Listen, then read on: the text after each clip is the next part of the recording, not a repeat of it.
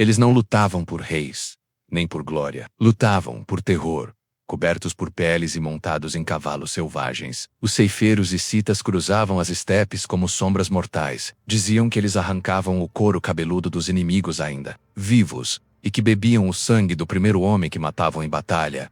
Mas será que tudo isso é verdade? Hoje no Espada e História vamos atravessar as lendas, os registros antigos e os relatos de Heródoto para revelar quem foram, de fato, os hicitas, os guerreiros nômades mais temidos da antiguidade. Eles não deixaram castelos, mas deixaram um legado que o próprio Império Persa jamais esqueceu. Muito antes da ascensão de Roma, e enquanto os egípcios ainda erguiam templos aos seus deuses, nas vastas estepes que hoje cobrem a Ucrânia, sul da Rússia e Cazaquistão, surgiu um povo feroz, nômade e praticamente indomável.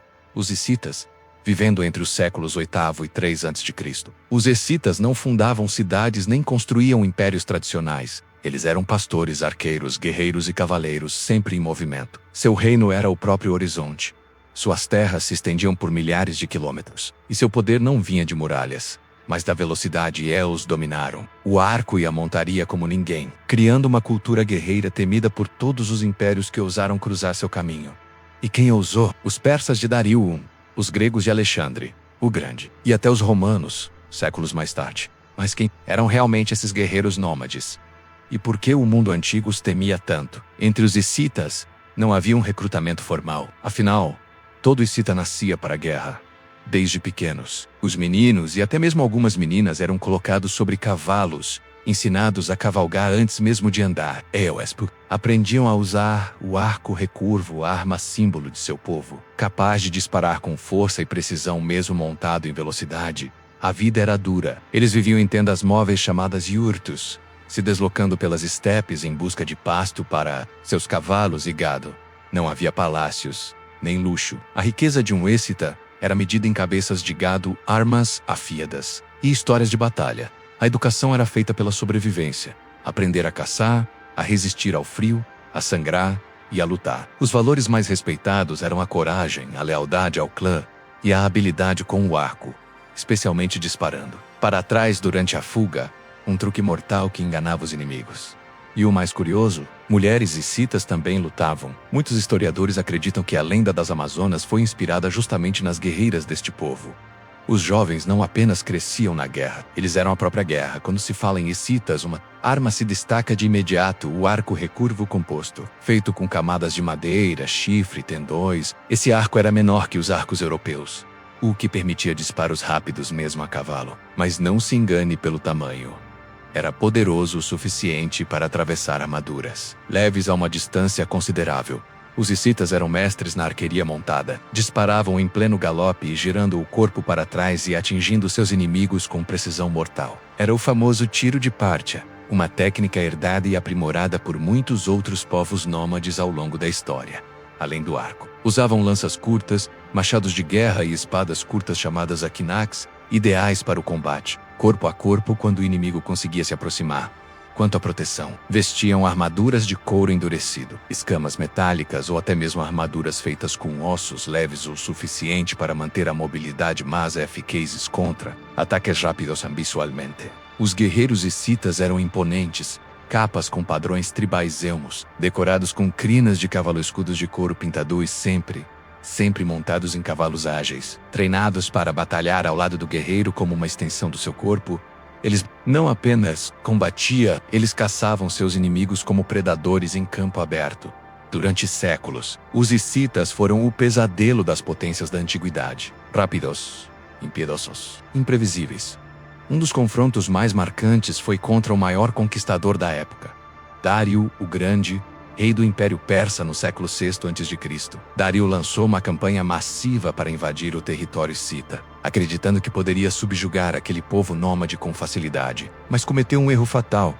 Tentar caçar fantasmas no deserto, os hicitas evitavam batalhas frontais, recuavam constantemente, destruíam fontes de água e plantações, e mantinham os persas em constante movimento. Dário e seu exército foram puxados cada vez mais para o coração das estepes, sem comida, sem suprimentos, sem rumo, em vez de uma guerra tradicional. O que aconteceu foi um jogo de gato e rato ao contrário, em que o rato tinha garras e dentes afiados, Dário acabou sendo forçado a recuar humilhado, com milhares de baixas e sem conseguir uma única vitória clara. E não foi só contra os persas que os hicsitas brilharam anos depois. Os gregos também cruzariam com eles, principalmente como mercenários e tropas auxiliares. Inclusive em Atenas, hicsitas serviram como polícia urbana, menos um uso bem diferente daqueles caçadores a cavalo que aterrorizavam as fronteiras do mundo antigo. Eles não construíram grandes impérios, mas fizeram reis e generais se ajoelharem, e com seus ataques relâmpago, gravaram o nome dos ceifeiros das estepes nas páginas mais temidas da história. Quando se fala dos hicsitas, é difícil separar o que é fato e o que é pura lenda. Mito número 1, eles eram apenas bárbaros. Na verdade, os hicsitas tinham uma cultura complexa, com arte refinada, rituais religiosos profundos e uma organização social estruturada. Eles deixaram tumbas menos conhecidas como kurgãs, repletas de joias, armas e artefatos que demonstram habilidade artística e um senso de espiritualidade surpreendente. Mito número 2. Eles bebiam o sangue dos inimigos. Essa é uma das histórias mais espalhadas e sim, há relatos antigos que mencionam esse tipo de prática. Mas é preciso entender o contexto ritualístico. Beber uma gota do sangue do inimigo podia representar a absorção de sua força ou coragem, algo comum em muitas culturas guerreiras. Ainda assim, não há evidências de que isso fosse algo rotineiro. Mito número 3. Eram todos homens guerreiros. Falso. Muitas escavações revelaram que mulheres hicsitas também lutavam, algumas enterradas com espadas, flechas e armaduras. Essas descobertas inspiraram até a teoria de que as lendárias amazonas poderiam ter sido baseadas nas guerreiras hicsitas. Mito número 4. Eles desapareceram sem deixar rastros. Os hicsitas não sumiram menos.